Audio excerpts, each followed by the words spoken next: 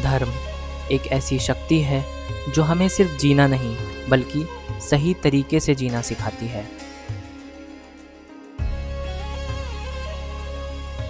समुद्र तल से लगभग 15,000 फीट की ऊंचाई पर बसा है एक ऐसा पवित्र स्थल जहां आस्था, प्रकृति और अध्यात्म तीनों का अद्भुत संगम देखने को मिलता है।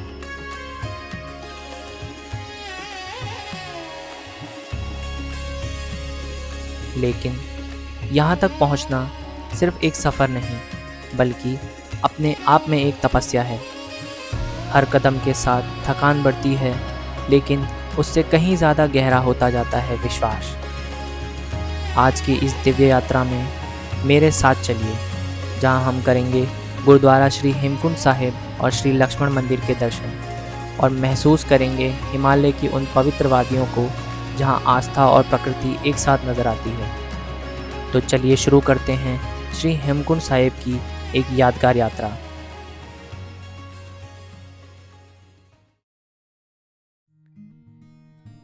वैली ऑफ फ्लावर्स से वापस आने के बाद हमने रात का डिनर किया और अपने होटल में ओवरनाइट स्टे के लिए रुक गए। एकदम निकाल दिया। अभी डिनर के बाद यहाँ जलेबी चल रही है। अबे अबे नहीं है, अबे मैंने मुंह में डाल ली। जलेबी जलेबी सिमई है अभी यार कर रही है खाता है। यार, तेरे लिए नहीं, हमारे लिए, इसमें मेरे लिए। Jalebi is good. बहुत गर्म जलेबी है। कैसी होगी मैम? Review review. अरे सर, बहुत बढ़िया जलेबी है, क्योंकि होटल नंद लोक की नहीं है। अगली सुबह 5 बजे उठकर आधे घंटे में रेडी हुए और निकल पड़े अपने आज के सफ़र पर। आज का डेस्टिनेशन था श्री हेमकुंड साहिब।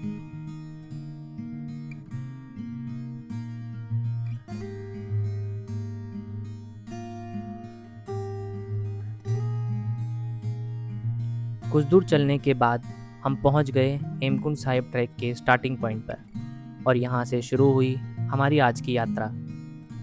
सुबह का ठंडा मौसम, हिमालय की खूबसूरत वादियां और चारों तरफ फैली शांति, इन नज़ारों के बीच हम धीरे धीरे इस रास्ते पर आगे बढ़ रहे थे।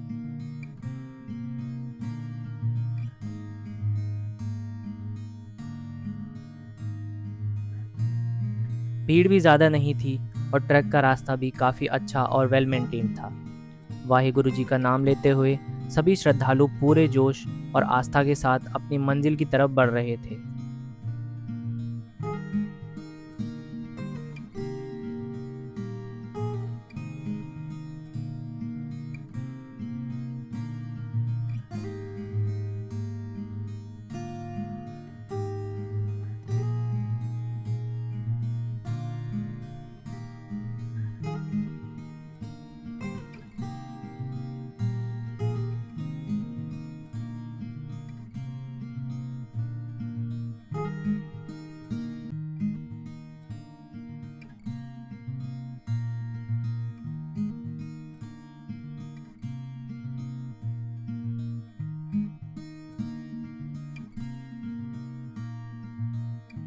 किसी के चेहरे पर थकान थी तो किसी के चेहरे पर मंजिल तक पहुंचने की एक्साइटमेंट, लेकिन सबके अंदर एक ही जज्बा था, हेमकुंड साहिब के दर्शन करने का।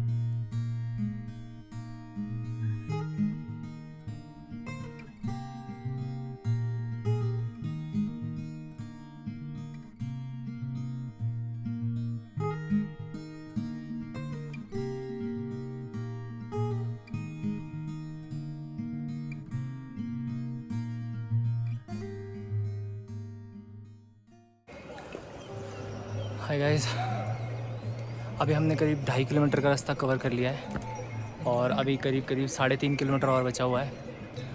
धीरे धीरे कवर कर रहे हैं। मौसम अभी साफ़ है, थोड़े थोड़े बादल लगे हुए हैं पर धूप नहीं आई अभी, तो अभी चलने में इतनी थकान नहीं हो रही है। बाकी रास्ता थोड़ा सा स्टीप है, लेकिन धीरे धीरे कवर कर लेंगे और फिर जल्दी से नीचे भी आ जाएंगे। अभी हमने एक ब्रेकफास्ट के लिए ब्रेक लिया है यहाँ पे और हम खा रहे हैं आलू का पराठा विद चाय, ऑलवेज माय फेवरेट। आधे रास्ते के आसपास पहुंचकर मैंने लिया एक छोटा सा ब्रेकफास्ट ब्रेक। ठंडी हवा में गर्मा गर्म चाय और पराठा, ट्रैकिंग के बीच इसका मज़ा ही अलग था।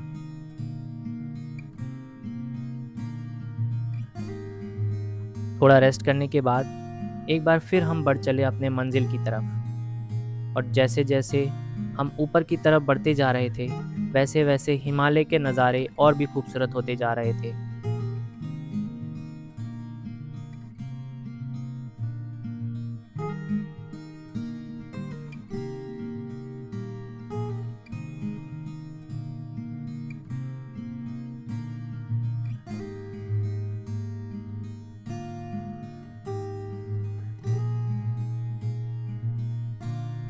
पहाड़ों से गिरता हुआ झरना, बादलों से ढकी ऊंची चोटियां और चेहरे को छूती हुई ठंडी ठंडी हवा। ऐसा लग रहा था जैसे नेचर खुद इस जर्नी का हिस्सा बन गई हो। हर मोड़ पर एक नया व्यू और हर कदम के साथ मंजिल थोड़ी और करीब आ रही थी। और फिर आखिरकार हम पहुंच गए अपनी डेस्टिनेशन पर। गाइस अभी हो चुके हैं 3.5 घंटे। हम आ चुके हैं गुरुद्वारा श्री हेमकुंड साहिब के गेट पर।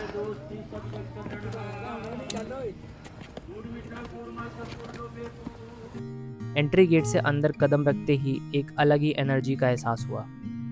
लगभग 15,000 फीट से ज़्यादा की ऊंचाई पर हिमालय की इन ऊंची चोटियों के बीच बसा श्री हेमकुंड साहिब अपने आप में ही आस्था और शक्ति का एक अद्भुत प्रतीक है। लेकिन हेमकुंड साहिब की स्टोरी भी अपने आप में काफ़ी इंटरेस्टिंग है।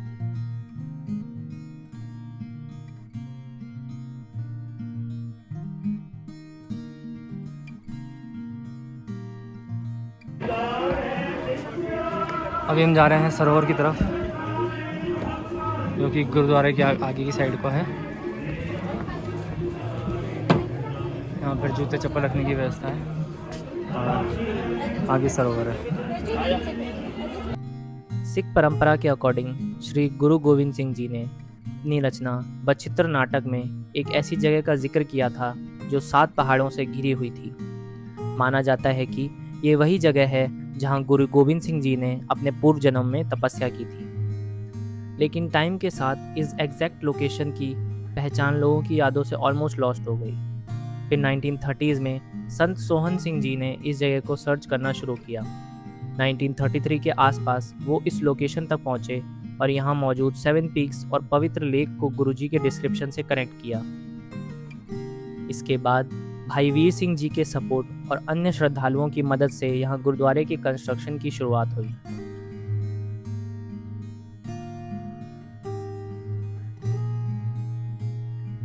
सरोवर के दर्शन करने और उसके पवित्र जल से हाथ मुंह धोने के बाद हम गुरुद्वारे के अंदर गए, जहां हमने माथा टेका और कुछ देर गुरबानी सुनकर इस माहौल को फील किया। इतनी ऊंचाई पर हिमालय की खामोशी के बीच गुरबानी की आवाज़, ये एक्सपीरियंस अपने आप में ही कुछ अलग था। गुरुद्वारे के दर्शन के बाद हम बाहर आए और चले श्री लक्ष्मण मंदिर की तरफ, जो गुरुद्वारे के पास ही स्थित है। गुरुद्वारा के राइट हैंड साइड पर है लक्ष्मण मंदिर, तो हम अभी इधर जा रहे हैं।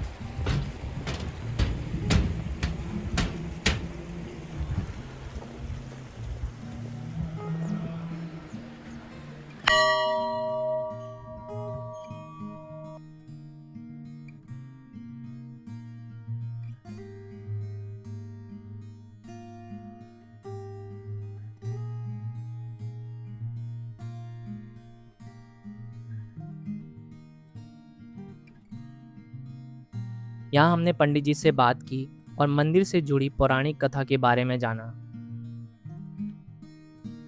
ये बीच में लक्ष्मण जी हैं, शेषनाग के अवतार हैं।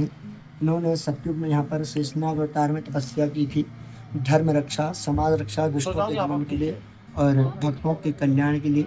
तो त्रेता युग में यहाँ पर लक्ष्मण जी का अवतार हुआ। तब से हमारे भारतवर्ष का इकलौता लक्ष्मण जी का मंदिर यहाँ पर विराजमान है। लक्ष्मण जी को यहाँ पर आए हुए 60,05,000 वर्ष बीत चुके हैं। तब से लक्ष्मण जी यहाँ पर विराजमान है। कई वर्षों बाद गुरु गोविंद जी आते हैं, उनका पूर्व जन्म का तप होता है दुष्ट दमन के नाम से। तो 10वें गुरु गोविंद सिंह जी का अवतार यहाँ पर होता है। तो लक्ष्मण जी उन्हें शिष्य के रूप में दीक्षा प्रदान करते हैं। तब से लक्ष्मण जी गुरु और शिष्य गुरु गोविंद सिंह जी हैं। तब से दोनों का संबंध जुड़ा हुआ है। बीच में लक्ष्मण जी शेषनाग अवतार, राइट में आप दर्शन करेंगे ये नंदा देवी जी हैं, माता रानी जी। स्वरूप यहाँ पर नंदा माता जी का है। लेफ्ट में इधर दर्शन कीजिए। लोकपाल जी, हम लोगों के पालनहार भगवान विष्णु नारायण के अवतार स्वयंभू हैं और बाहर पे शंकर जी भी विराजमान हैं। बोले शंकर भगवान की जय। लोकपाल लक्ष्मण भगवान की जय। प्रभु कृपा हो, आपकी यात्रा मंगलमय हो, प्रभु की कृपा बनी रहे, आपकी मनोकामना पूर्ण हो। जय सिया राम, हरे राम। जय श्री राम। दर्शन करने के बाद हमने इस बेहद खूबसूरत और अद्भुत जगह को अपने कैमरे और यादों में कैद किया और फिर निकल पड़े नीचे की तरफ। सो गाइस, हेमकुंड साहिब की हमारी यात्रा पूरी हो चुकी है और हमने हेमकुंड साहिब 3 घंटे में कंप्लीट कर लिया है। उसके बाद लक्ष्मण मंदिर जाकर लक्ष्मण जी के दर्शन करें, श्री राम भगवान के और महादेव के भी दर्शन करें। और अब मैं नीचे की तरफ जा रहा हूँ और हेमकुंड साहिब की यात्रा हमारी यहीं पे समाप्त होती है। हमारे 2 साथी हमें मिल चुके हैं। 8:30 बजे पहुँच गया मैं तो। हमने अभी लिया इनसे नहीं हो पा रहा है, इन्होंने खच्चर की मदद ली है। You are too weak for this trek. ऊपर आते वक्त तो रास्ते में काफ़ी श्रद्धालु मिल रहे थे, लेकिन वापस आते वक्त ट्रैक ऑलमोस्ट खाली था क्योंकि गुरुद्वारे के पास रात में रुकने की कोई व्यवस्था नहीं है। इसलिए ज़्यादातर यात्री सुबह जल्दी ट्रैक स्टार्ट करते हैं ताकि टाइम पर हेमकुंड साहिब पहुंचकर दर्शन कर सकें और शाम होने से पहले नीचे वापस आ सकें।